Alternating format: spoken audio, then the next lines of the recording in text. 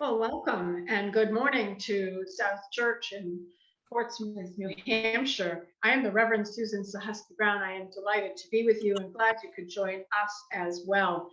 This is August, and on September 12th, just a short way away, we will be having our in-gathering service, and it will be live streamed. And we are so looking forward to being with you in that new format, and are so appreciative of all the ways that everyone has pivoted and able to give during this time of recording and being together.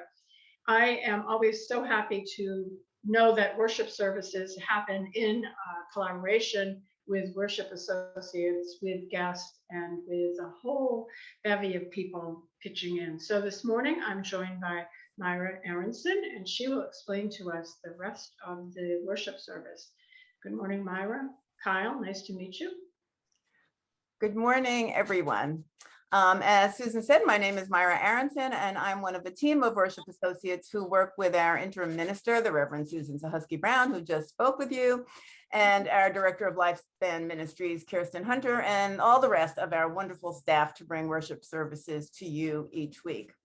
Many people are involved in creating the services. I'd like to acknowledge the gift of music today will come from Joanne Piazzi doing the invocation, and the remainder of the music from our wonderful pianist, Susan Adams. I'm told that the time for all ages today is offered by a bunch of wild South Church kids. So that will certainly be creative and fun. And production of this video you're watching right now this week will be done by Kirsten Hunter. Reverend Susan will not be giving the sermon today. As we continue with our summer theme of change, our guest in the pulpit is seminarian Kyle Belmont. Kyle was raised Catholic and first began coming to South Church in about 2008 after his mom, Marie, who some of you may know, started coming here. I first met Kyle, in 2010 on Star Island when he was working as a conference center assistant. After several years at Star, Kyle moved on to work at UNH, and a few years later, he and his partner Jay moved to Minnesota, where Kyle worked at Macalester College.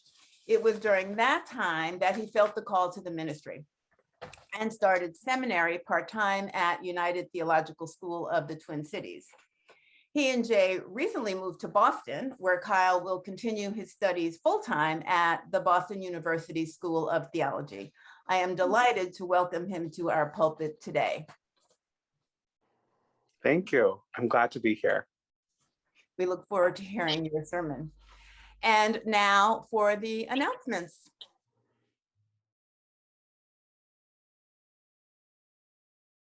Mark your calendars for a day of cleaning to get South Church ready for us to come back to our space.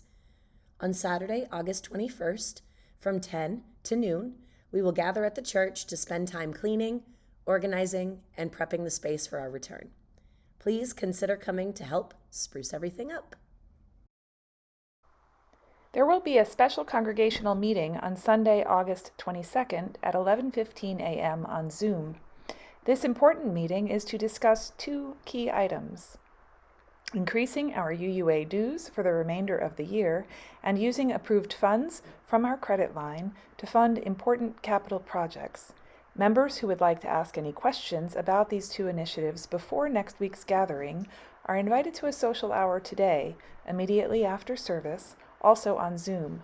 You can find the Zoom link in your Sunday morning worship email. Greeters needed.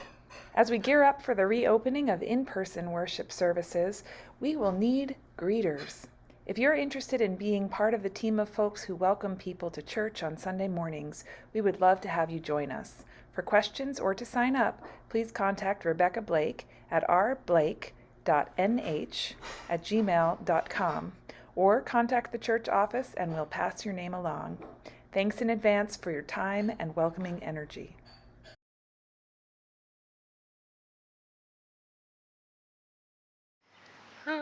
May the red rose live always, to smile upon earth and sky.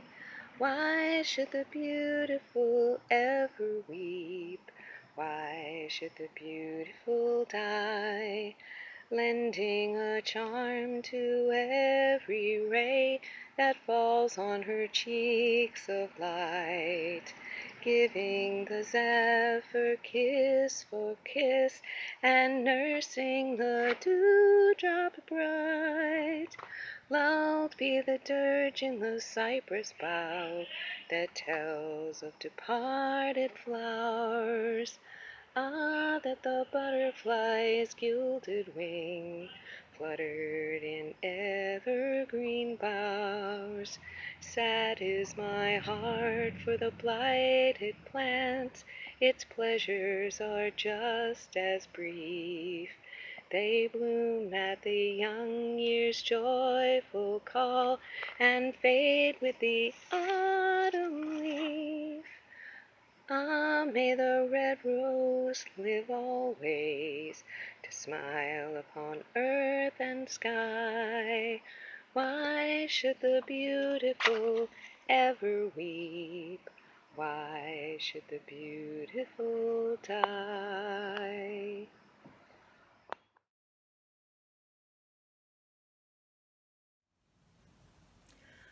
God grant me the serenity to accept the things I cannot change, the courage to change the things I can, and the wisdom to know the difference.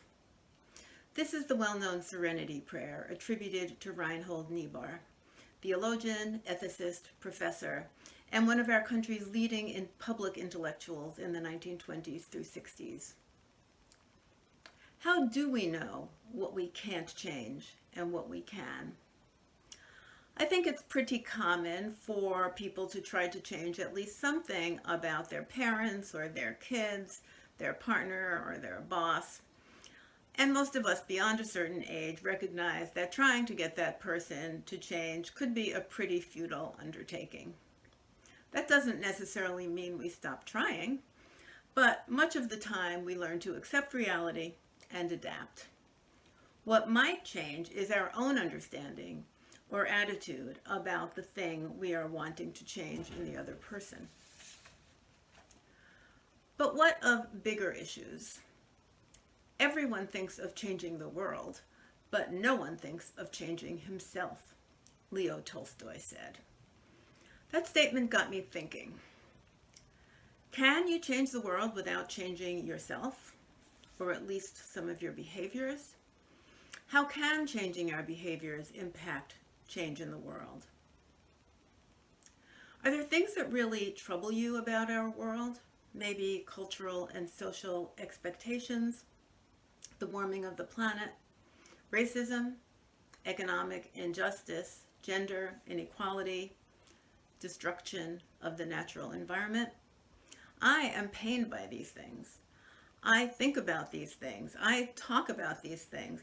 I think I do what I can about these things. But what does that really mean?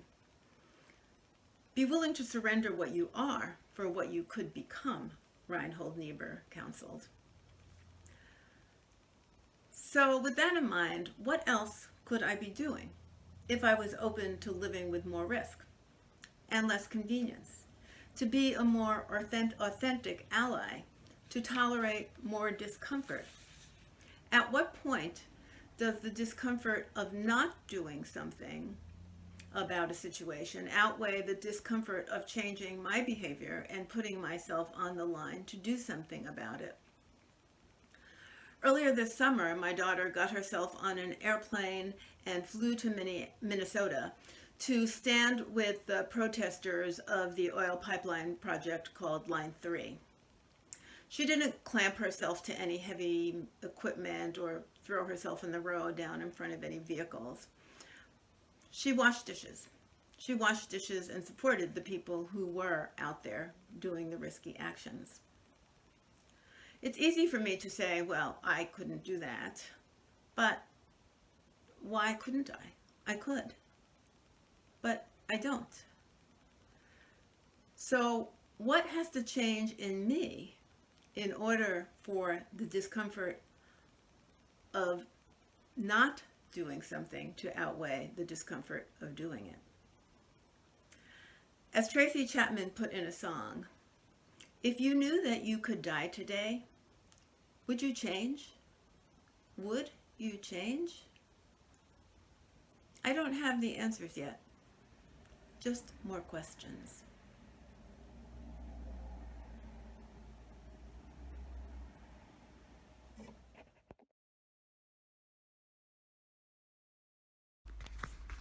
Now is the time we light our chalice, and I invite you to light your candle at home to these words from Jennifer Grayson. We light this chalice, symbol of our purpose to bring more love and justice into the world. We light this chalice, knowing our congregation as a church dispersed across communities, not bound by walls, but connected through the web of life.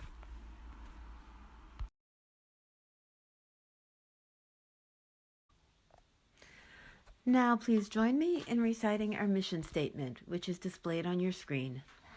At South Church, we nurture spiritual growth through worship, learning, and community.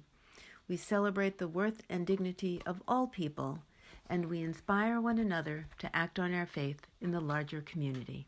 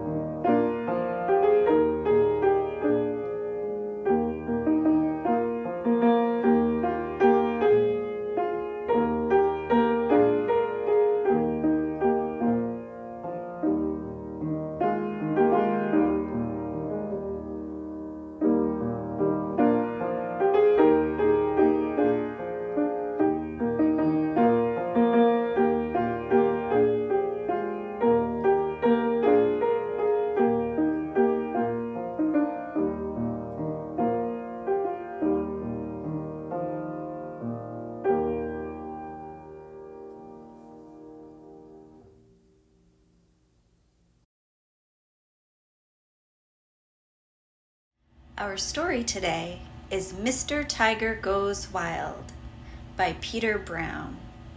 It's a book with lovely illustrations, but today we have some wild South Church friends acting it out for us.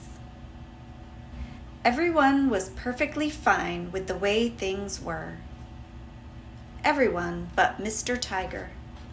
Mr. Tiger was bored with always being so proper. Good morning, Mr. Tiger. Good morning, sir.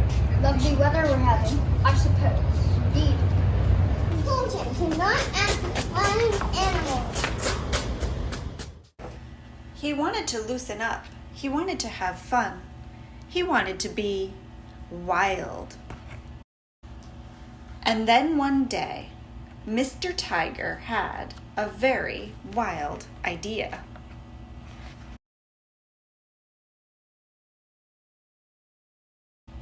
He felt better already.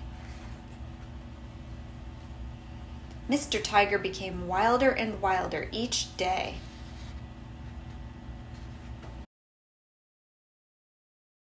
Roar! His friends did not know what to think. Wow. Peculiar. Unacceptable. And then Mr. Tiger went a little too far.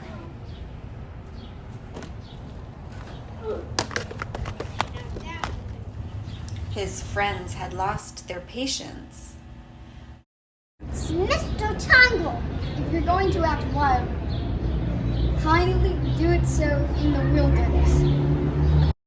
What a magnificent idea! So Mr. Tiger ran away into the wilderness, where he went completely wild.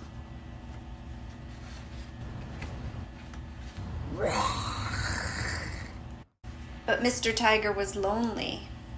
He missed his friends, he missed the city, he missed his home. So Mr. Tiger decided to return. And he found that things were beginning to change. Now Mr. Tiger felt free to be himself. and so did everyone else. Whee!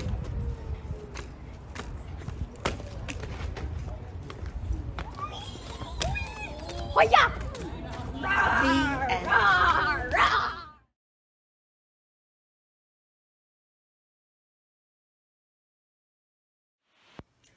Alone, we might do but little, but together, we can do much. Each week at the Offertory, we combine our resources to support South Church, the building, the staff, congregants, and the greater community. This month, the collection will be shared with Black Lives Matter Seacoast. Their purpose is to dismantle anti-Blackness, fight against racial injustices, and end police brutality. They nurture Black youth leadership, support the Black community through mutual aid projects, promote Black-owned businesses, and demand an investment into education and social services to enhance the health of Black people and eliminate the exploitive forces that have criminalized Black people. In the words of the Reverend Caleb Parker, may we give in love and in hope. You can do this online via the donate button on our website or by sending a check in the mail to our office at 73 Court Street in Portsmouth. The instructions are on your screen.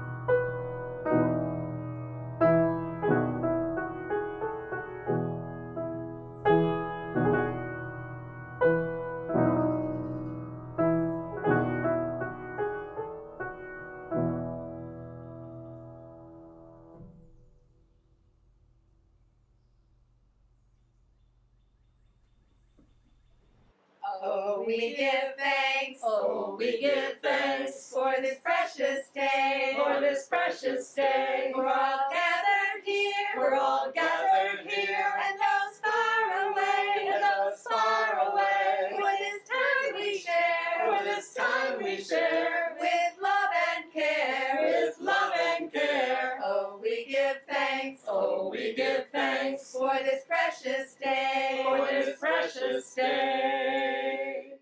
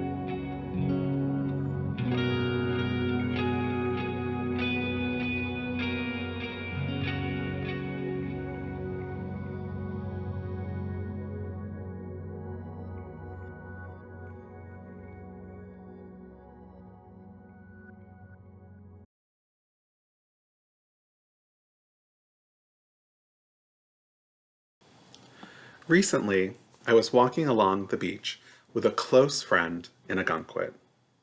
The chill of this early July wrapped around our sweatered bodies, and we watched plovers as they strutted back and forth in harmony with the softly undulating ocean as it tried to grasp at that morning's now retreating high tide line. Between conversation, pauses to admire the natural world, and a quick squat to pick up a floating piece of plastic, we were truly present in each other's lives. Two friends reconnecting in person, our own summer retreat providing all the warmth needed for an oceanside walk.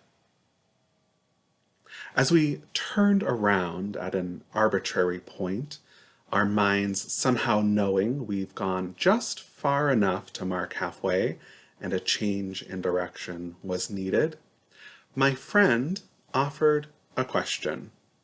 What do you consider the start of the year? The question was not entirely novel in its focus, connecting with a conversation earlier that day, and perhaps my friend knew what my response would be. She answered her question first.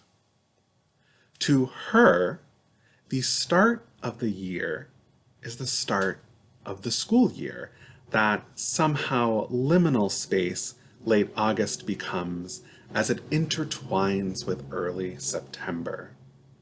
As my friend explained her rationale, I remembered how each new school year felt to me. The memories of walking into the school building and how the exact days of the week seemed flustered with each other as they took their place. After summers that toyed with boredom, calendars were pointed to, due dates mentioned, assignments given. A renewal in some discreet way divine, anointed by the fervor of last-minute summer reading long hidden by procrastination. All the hopes and dreams, all the worries and complexities inherent in beginnings fully absorbed into our being. Returning to my friend's question, I agreed. The new year, to me, that simultaneous embrace of ending and beginning, is marked by the traditional academic calendar. Our own worship calendar here at South Church does not meander too far from it as well. To me, the weight of a conclusion blending into the start of something fresh, the new year, a harbinger of development, growth, is felt most strongly in the weeks ahead. There is a change, almost palpable, in the energy of our lives. Even after many years since I identified as a student in that most traditional sense, the back-to-school siren call imbues itself into the rhythms of a lived experience. Even just noticing the return of yellow buses on their winding routes alerts the average commuter to something new, a shift in understanding the natural world, a world humanity has constructed schedules around like sand dunes that keep rising tides in check. Now, after more than a decade without a valid student ID, I, too, am preparing to go back to school full-time as a student.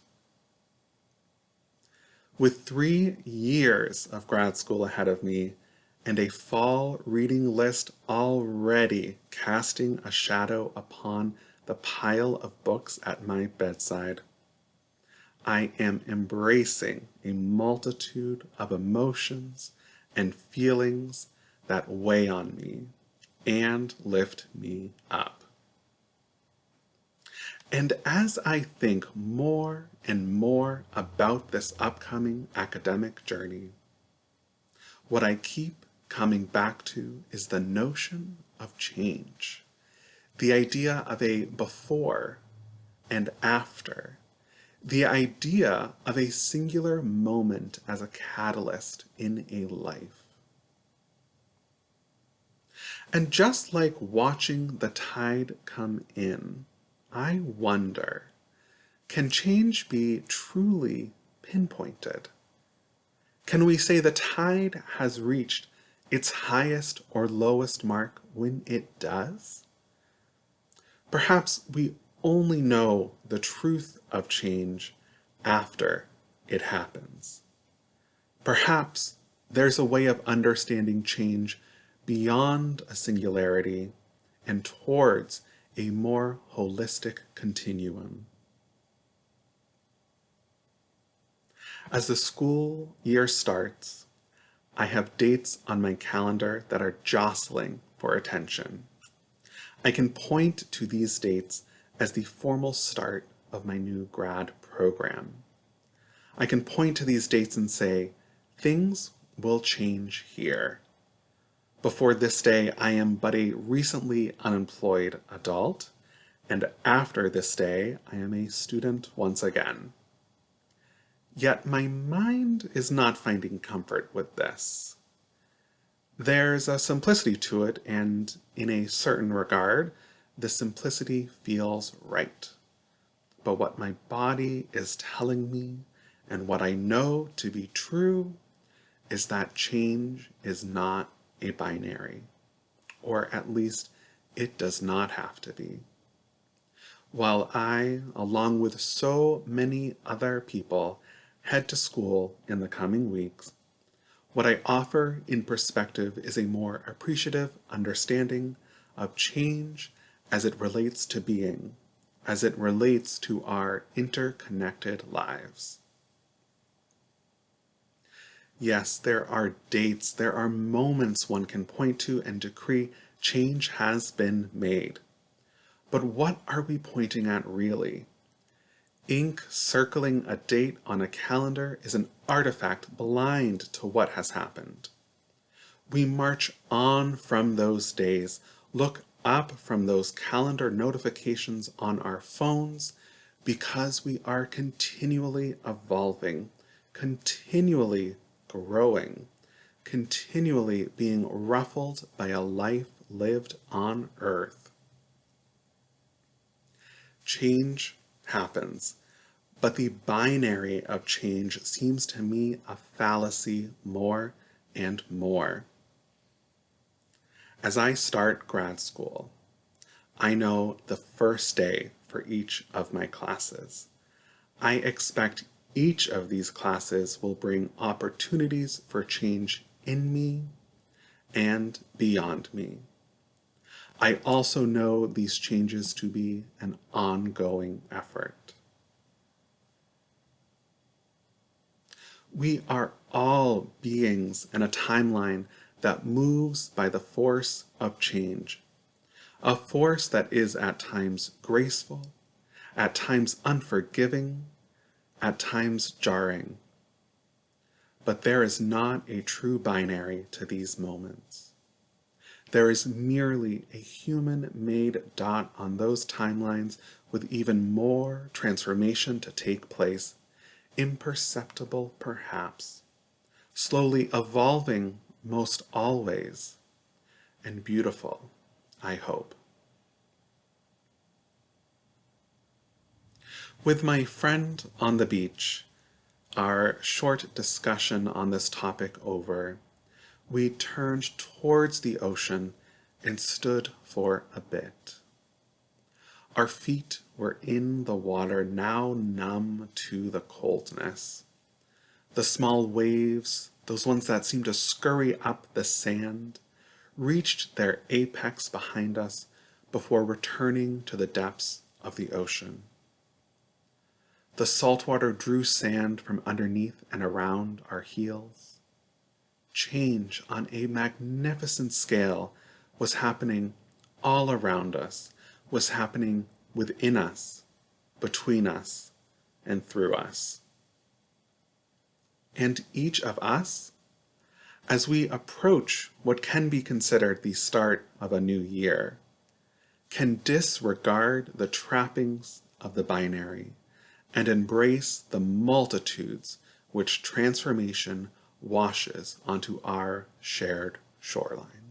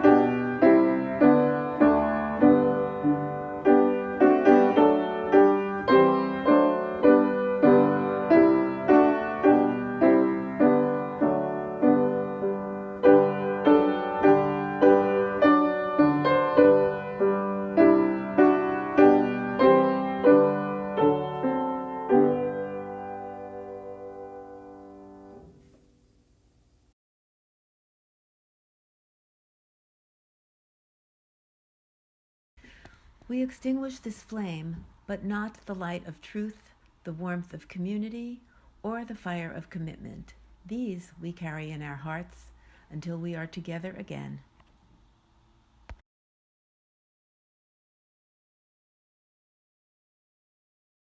I leave you today with a short passage from Parable of the Sower, written by Octavia Butler.